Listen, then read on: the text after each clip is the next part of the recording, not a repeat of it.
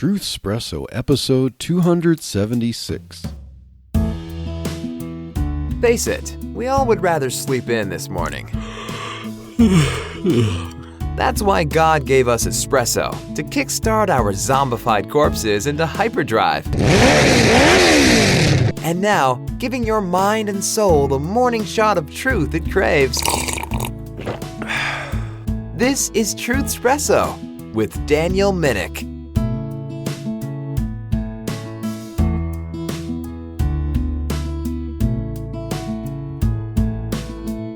Hello there, and welcome all you friends, family, foes, and of course lurkers alike. This is your host, Daniel Minnick, and with me is my sweet, beautiful wife and co-host, Chelsea. Thank you for doing another episode of Truth Espresso with me. Thanks for having me. As this year 2024 gets off to a great start, especially also with the politics going on and some documents being unsealed from a Jeffrey Epstein case a few years ago, we're going to talk in this episode about redaction. When we get documents, court documents, legal documents that have those strange little black bars covering up words and stuff. So we want to talk about that and look at redaction from a biblical perspective.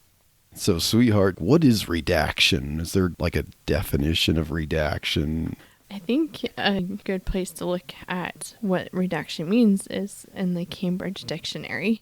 And we'll have a link to that in your notes too. So it says that to redact means to remove words or information from a text before it is printed or made available to the public. So that's a good basic definition of it. And of course, when it comes to fleshing out a full applicable legal definition of redact, there's some criteria for what should be redacted.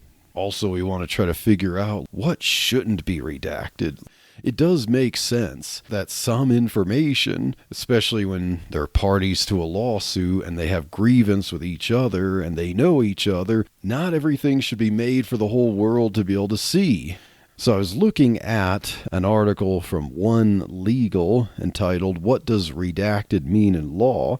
Where did this practice of redacting some information start?"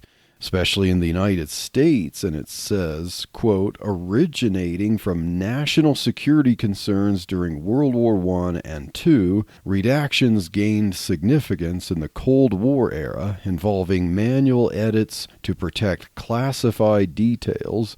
The Freedom of Information Act, or FOIA, of 1966 introduced controlled information release, but necessitated redaction for national security, privacy, and law enforcement reasons, unquote. And so we see that there's a practice that caught on in the legal world that makes sense. There's some things that national security, you don't want other countries to be able to just get information about how counterintelligence works in our country. You know, that makes perfect sense. And privacy, yeah. As I said, you have parties in a contract dispute, or maybe you have a criminal case and you need witnesses to come to the stand, and they have to be asked questions to be able to determine if the accused is guilty, and so they have to get sensitive information that needs to stay in that court for determining the outcome, but the public shouldn't know private details about witnesses or the defendant, even if that defendant is not guilty and stuff. People could get targeted. Someone can just not like someone or just decide, hey, if I get private information from someone public, why not pay him a visit? Why not mail him something? So yeah, it is important to redact stuff. Sweetheart, can you give a few examples of maybe some data points that are common, and necessary to redact in legal documents? Yes, so it kind of reminds me of just even in medical practice too, we always have to be careful. I mean, medical practice is guided by HIPAA, the Health Information Protection Act, but there's certain things that just kind of make sense that, yeah, you don't want that information out there. So some of the things that we think about for being redacted would be your social security number or taxpayer identification number. So a lot of times just the last 4 digits are listed if that's something that needs to be referenced in some way. Date of birth, then they have restrictions like only the year of birth is on there if that is something that's needed. And names of minor children, only initials are permitted. For a home address, they say to only have the city and state if they need to have some of this information. And then financial accounts, of course, only using the last 4 digits for that.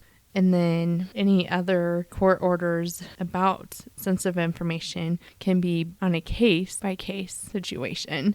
And you can find more information about some of this on caseguard.com. And that kind of goes through a few more details of what is typically redacted or trying to minimize information being released to the public. There can be other things, including like driver's license number, just anything where someone can try to impersonate someone else. You know, if you're filling out a form online, someone might be able to take advantage of someone else's life. And of course, we know things like voting rolls and dead people's names, dead people raised to life again to vote, and all kinds of stuff like that. Things that should be kept confidential. And one reason that people might be able to use this stuff if it isn't kept private or redacted is to impersonate people. Another example is trade secrets or proprietary data. So the way some companies do business is that they have to have things kept secret, kind of like a secret recipe. Or you might sell food products, but you want to keep the recipe secret so you don't have competitors just knock off your product easily when it took you a long time to figure that out. Things like that can be redacted when you have some kind of dispute in court. So far what we've talked about with redaction, it sounds like it's a good thing. It's a way to protect people and to not cause harm and be able to still allow the public to view certain documents and stuff. So what is all the craziness recently? I mean, just even over the last few years that's been going on, we hear about redaction so much. I don't ever remember hearing the word redaction as much as I have in these last couple of years. Is there a good way of using redaction and then a not so good way to use redaction? Yeah, so a good way of using redaction would be things that would be necessary to protect the innocent. I would say anything that someone is hauled into court or they have to testify, or even someone who is accused of a crime. Let's say it's some theft and they got to pay a fine or spend a little bit of time in jail, but otherwise they'd be released back into society like they paid their dues, but we don't have to have all of their private information released so that they can't be reintegrated into society if they've paid their penalty. They don't need to have their life destroyed and face death threats because people got a hold of their private information. So yes, definitely redaction should protect the innocent or reasonably protect reasonably guilty people.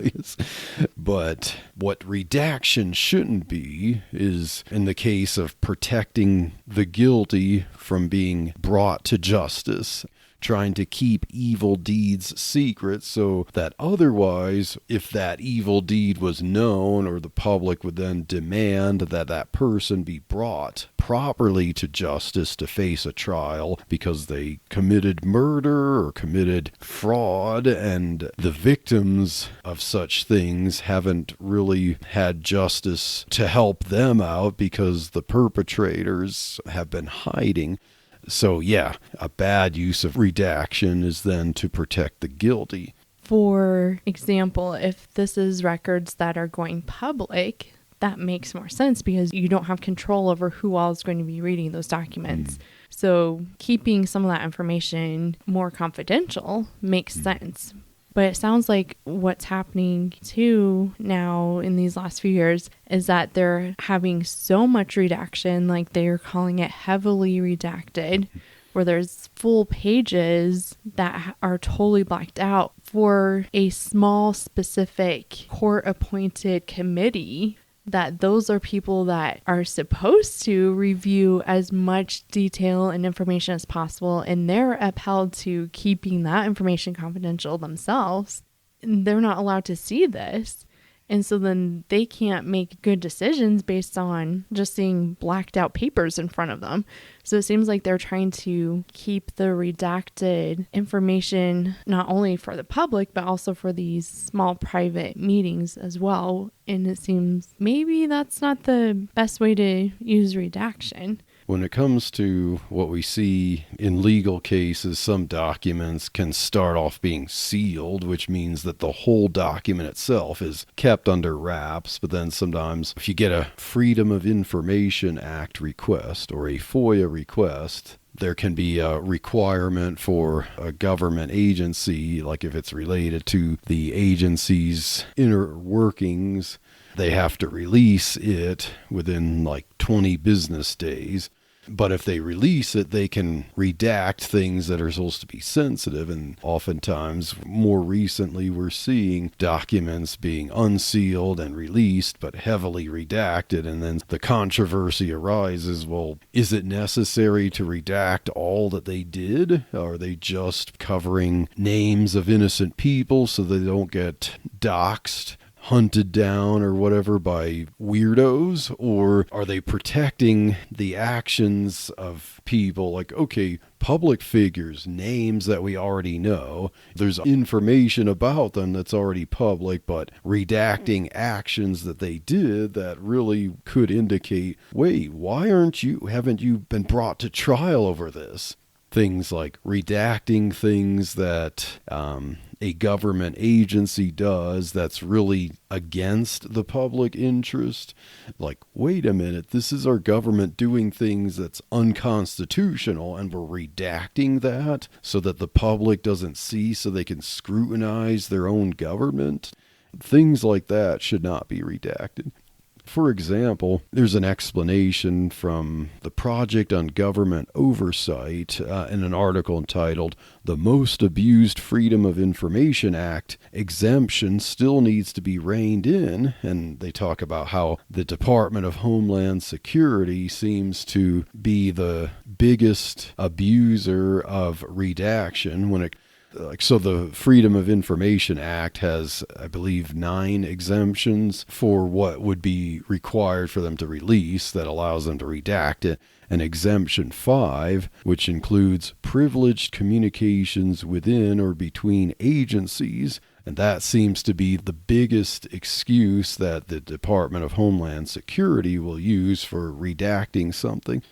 So this article from POGO, or Project on Government Oversight, says, quote, "While many agencies use the exemption, Exemption 5, the Department of Homeland Security uses it far more frequently than any other agency. In the last 10 years, the department was responsible for more than half of the government's use of Exemption 5. So we have one department that this department was created in the 21st century. It was created by President George W. Bush after 9/11. And we already had a Department of Defense, but yet for some odd reason, the Department of Defense was incapable of protecting us from or responding appropriately to the terrorist attacks of 9/11, that somehow we had to create another gigantic agency called the Department of Homeland Security. So thank you, President George W. Bush, for creating that abusive department. And so we can thank President George W. Bush for Secretary Alejandro Mayorkas now and his handling of the border. And yeah. Now, let's look at redaction from a biblical perspective. We're talking about what should be redacted. We gave examples of private information. But the Word of God has examples of redactions. Like, I don't mean parts of the Bible have been redacted, but the Bible talks about redactions in a positive way. So, sweetheart, do you want to give an example of that? I'll back us up just a little bit. When we were trying to decide what to do for your podcast this week, and we were just talking about like there's been so much talk about redaction and stuff recently with the Epstein case coming out and things. And we're like, hey, what does the Bible say? And what can we gain from that? But just thinking, wow, we have the ultimate redaction with Jesus Christ and what he did on the cross, because he redacts our sin. And there's so many verses in scripture when you start looking into this that talk about how we are not charged with the sin against us when we come to Christ and ask for forgiveness. And it's such a beautiful way of looking at redaction. And then you just see the corruption in the world and how they abuse redaction. It was just kind of encouraging to see that contrast in God's word. So one of the verses that I saw was from Numbers 32:23. And this is one that I remember as a little kid. My mom would always tell me this. But it says, "But if ye will not do so, behold, ye have sinned against the Lord, and be sure your sin will find you out." So even if we think we can black out some of those sins or keep them hidden or secret, God sees all of that. He sees behind any of that secrecy, and eventually our sins are going to be exposed and we're going to be held accountable for what we did. And so thinking about the fact that Christ, when we ask for forgiveness, he has taken away those sins and nailed them to the cross. Like, that's such a huge thing for Christians. And you got a verse in our notes kind of explicitly for that. So like Colossians 2:14, where you mentioned Jesus blotting out our sins. So yeah, it says blotting out the handwriting of ordinances that was against us, which was contrary to us, and took it out of the way, nailing it to his cross. So it's like the accusations against us, the crimes we've committed by breaking God's law before him through what Jesus did on the cross. It's kind of like redacting that from our record, redacting the accusations of the law from our record and nailing it to his cross. I loved that verse where it's like just as blotting out the handwriting. Like, how much more closely related can you get to what redaction means than blotting out the handwriting? And the psalmist, King David, in praying to God, David prays a lot about, and he seems to kind of reflect the reality of forgiveness. And he says in Psalm 51, verses 9 through 10, to God, "Hide thy face from my sins and blot out all mine iniquities. Created me a clean heart, O God, and renew a right spirit within me." So hide thy face from my sins, so don't look at it, and blot out all mine iniquities. That sounds a lot like redaction. The Christian podcast community is a cohesive group of like-minded Christian podcasters proclaiming the truths of Christ with expertise and passion in the areas of theology, church history, Christian living, evangelism, apologetics, parenting, homeschooling, sermons, and much, much more.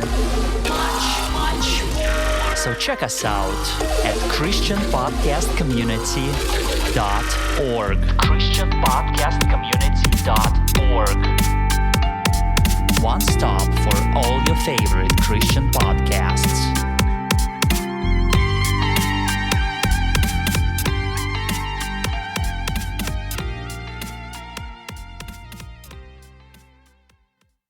So what's interesting, as we get back to talking about how the world, how the powers that be use redaction or abuse it, and the abuse is most of the time not in making too much information publicly available, like failing to redact what should be redacted, but the abuse is in redacting too much, keeping things secret that should be made public. And what often results for that kind of thing when there's so much redaction? We all know friends, family members, whatever, who are into conspiracy theories, and a conspiracy theory does not necessarily mean that it's bad. Like it just means that you believe that there's several people with power who are working together for a certain devious result to keep things from people who should know. That's what a conspiracy theory is.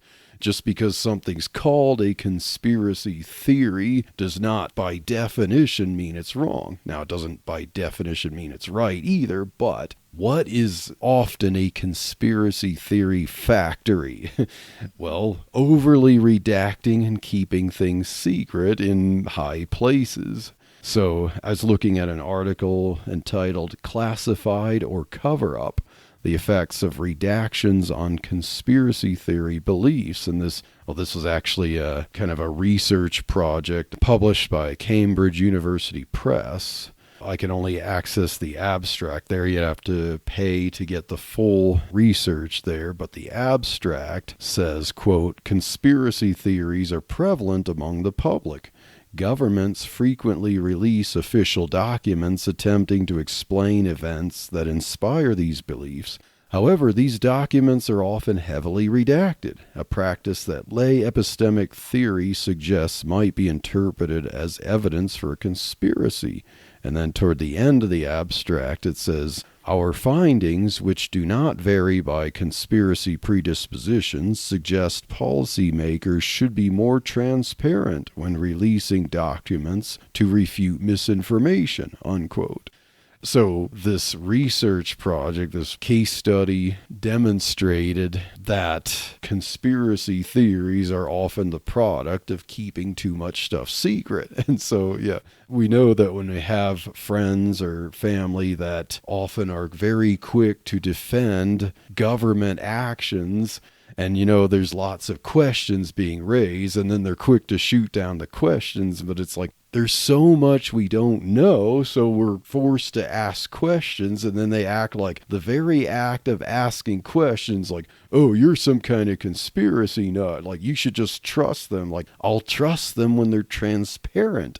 But if they have to keep so much secret, like, how is that in my interest? It's in theirs, certainly, but not my interest. And so I know I've said before to some people, like, hey, if you don't like conspiracy theories, well, then stop supporting things that make them happen. Stop supporting powers that be withholding so much information that it just stirs the pot and brews conspiracy theories. Do you find it interesting that recently with some of the conspiracy theories, you would think that the powers that be would want to release the information and dispel those conspiracy theories, but then we find out the more information that they are finally releasing or making open to the public, that actually solidifies what the conspiracy theory was. I mean, for example, we just had our January 6th anniversary and just all the different cover-up, not necessarily that was redacted because it wasn't a document, but they were definitely hiding a bunch of stuff to make that whole situation seem to be going one way. And then there's people saying like, wait, this isn't adding up. This isn't making sense. And some of the little snippets that they would show, just like you said, raises more questions. And the more we start to question, then the more we're trying to build up logical explanation for what's going on. And they're like, no, that can't be it. You're a conspiracy theorist. And then they release more videos or more information. And they're like, oh, yeah, we were right. Yeah. It's so interesting. It's like, I know I'm someone who tries so hard not to feel like I'm some kind of conspiracy theorist, or I want to question all the theories too and not just be quick to like, oh, this is a juicy one. Let me just jump on board with this. Like, I remember after 9/11, there were all these conspiracy theories about how much the government was involved on it. Like, how did the World Trade Center Tower 7 collapse, and all the theories about how much heat's required to melt steel. And, was there a bomb that blew it up from the inside? It's an inside job and stuff like that. Like, I try not to, I just don't agree with them, but I think there's something that went on there. I think there is something covered up. I'm not going to say it was a bomb in the building. All I think is like, well, I think the government knew more than they released. That's all I could say about it.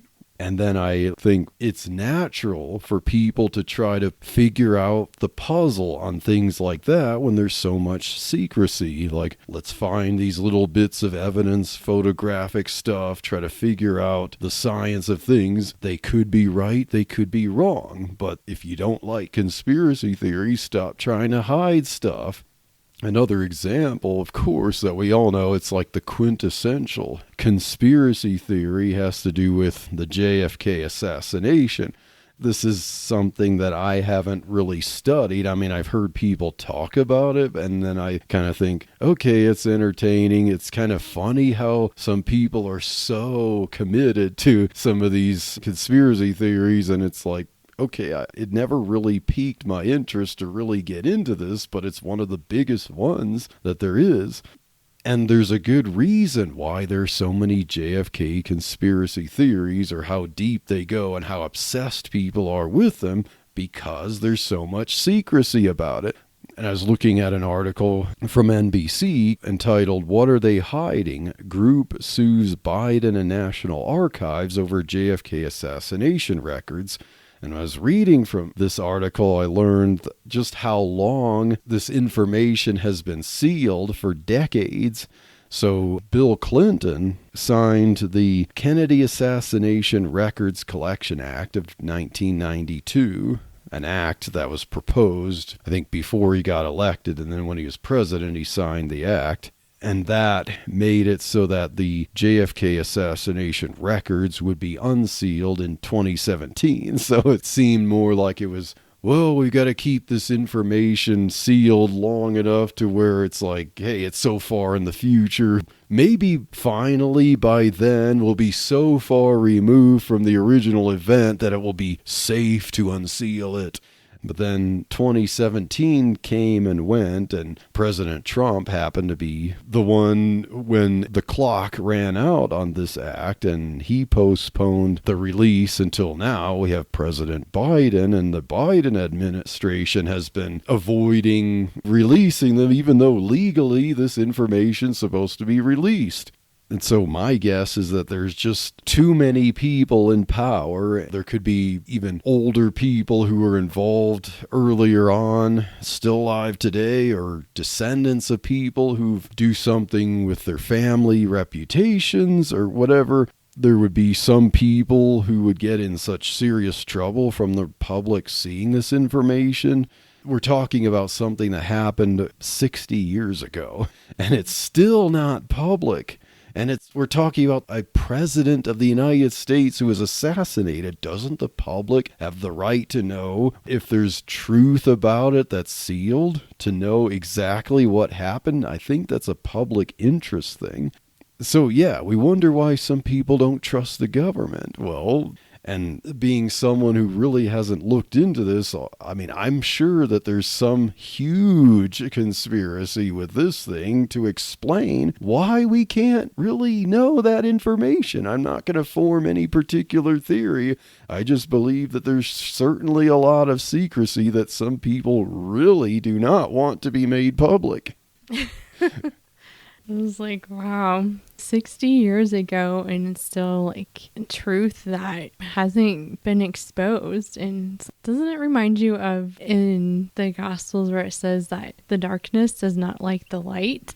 Yeah. It's like, okay, people that want to cover up and hide the sin or hide the truth, they want to keep people in the dark, because if it's out there, the light's going to expose it, and they don't want those things exposed. And for some reason, I just find comfort in knowing that we know Jesus Christ is the ultimate victor in all of this, and that everything will come to light at one point, because it can be a little bit overwhelming thinking about all the different cover-ups or misinformation that they present to us and different things that we're seeing these last few years. It seems a little bit scary sometimes, even like what is going on in our world and what else are they hiding, or are trying to keep from us. And instead of focusing on that, like focusing on who Christ is and what he says. And he says that he is going to come and make everything right. And he's the ultimate judge. And I think that gives us hope and that we know that who he is and what he says he will do, he will do. Jesus said in John chapter 3 that men love darkness rather than light because their deeds were evil. So they do not want to come to the light so that their deeds would be exposed. They have the perfect example of Jesus himself saying that they want to redact stuff. They want to keep stuff in the dark and they don't want to bring it to light so that their deeds would be exposed. I mentioned recently, a lot of stuff happening recently, even this last year as we're now in 2024. We had 2 episodes talking about the Hunter Biden saga, and we sure know that there's a lot of stuff that the government doesn't want to reveal there, and we see that some people who are trying to fight to get stuff unredacted. So last year, the House Oversight Committee had to keep on fighting with the FBI to get them to release an unclassified FD 1023 document. And for some odd reason, they thought that it was important to keep this sealed. But it gives important information that we need to know about likely criminal deeds that the current president and his son, working in cahoots, did. So wouldn't that be in the public information? It's not like innocent people would be getting attacked, but when we want to talk about for reasons of national security should have to do with our security, not the security of elites who want to profit off of crimes. This FD 1023 document mentioned that for Burisma, quote, it costs $5 million to pay one Biden, referring to Hunter Biden, $5 million to pay another Biden, which we knew meant Joe Biden. And First Representative James Comer of the House Oversight Committee and Democrat Jamie Raskin, they both kind of share responsibility for heading the Oversight Committee, but Representative Jamie Raskin resisted this. And then, of course, the FBI, they didn't want to release the document, but finally, like, caving a little bit to say, all right, we'll escort you to the headquarters. We'll let James Comer and Jamie Raskin see this kind of in a secure location, and then you can leave. And then, of course, Jamie Raskin was like, yeah, there's nothing to this document. Doesn't say anything. I don't know why they would even want to bother with this thing. And it's like, okay, 2 conflicting testimonies here. And eventually Senator Chuck Grassley, who is working jointly with the House there for this purpose, released the document to the public. And then he also explained to let the lizard people know who, refusing to comply, that he already had the document and he was just trying to see to what lengths they would try to go to delay or keep it sealed. So that was an interesting tactic that he did to say, like, okay, they don't know this, but I already have the document, but I'm going to pretend as if I don't, and let's see how hard they try to keep this thing away from the public eye. And then, sweetheart, what we're talking about just recently, kind of to usher in the new year, right before the Christmas holiday, and now as the start of this year with a bang, what's going on here with some redacted stuff that's trying to become unredacted? Yeah, so we have the infamous Jeffrey Epstein information that's trying to come out now. And on December 5th of 23, so just the last month here, we had Senator Marsha Blackburn, who did a great job. She was grilling the FBI director, Christopher Wray, about the Epstein flight log. And she had copies of the heavily redacted information and just held it up and said, like, okay, we basically got page after page of black cover up here. How are we supposed to even make a decision or know how to proceed from here with all of this being covered up? And she was complaining that justice was being covered up. We have on December 18th that there was a court order to begin unsealing the documents from the Jeffrey Epstein case.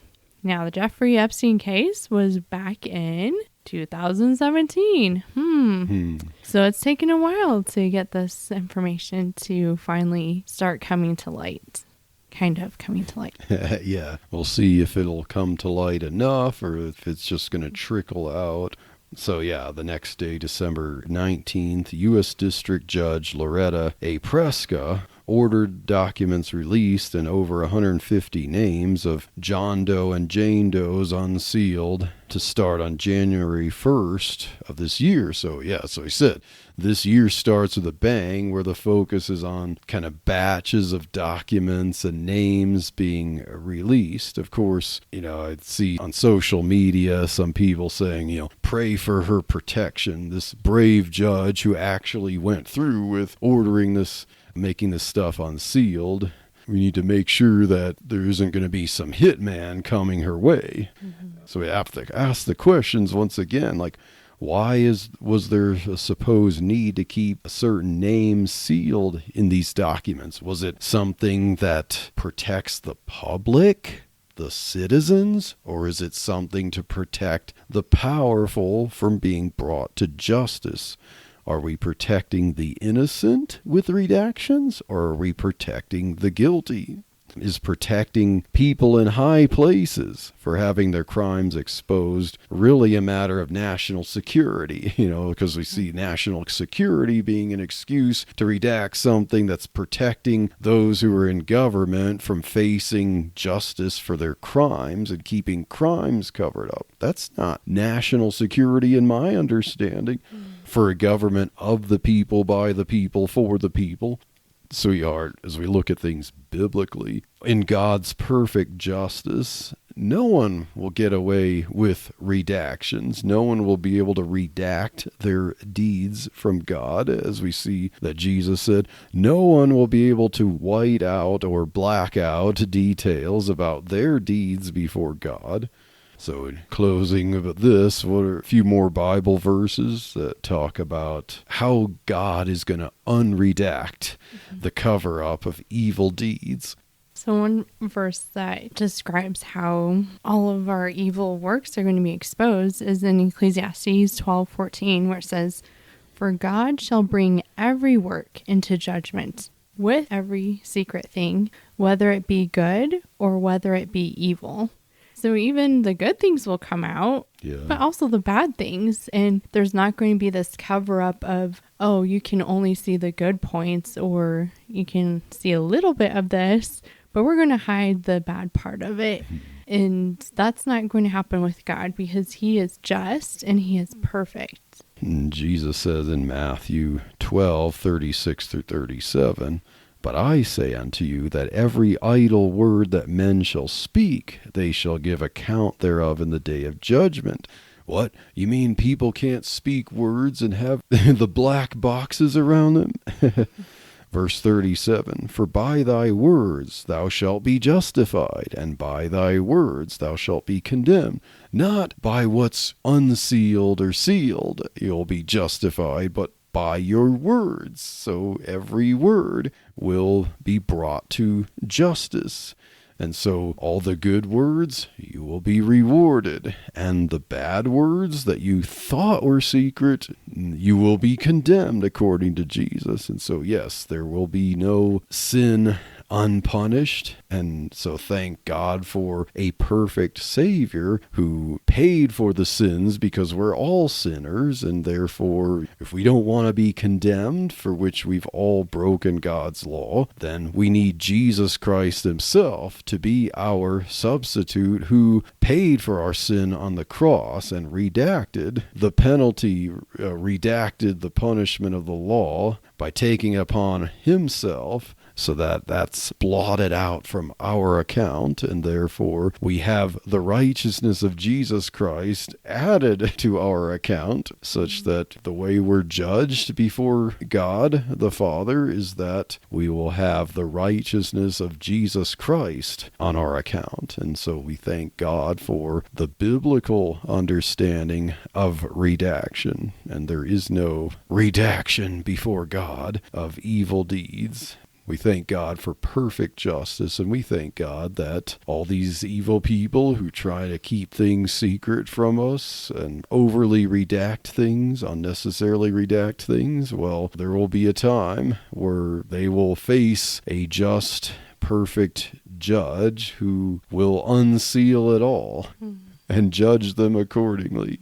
And so we hope that this episode about redactions was valuable to you. And yeah, we talked about Jeffrey Epstein stuff as an example. And so we're hoping to get around to possibly doing an episode of Jeffrey Epstein pretty soon, because like everyone's talking about it, so we might as well talk about it here at Truth Espresso. And so stay tuned for the next episode of Truth Espresso, and God bless.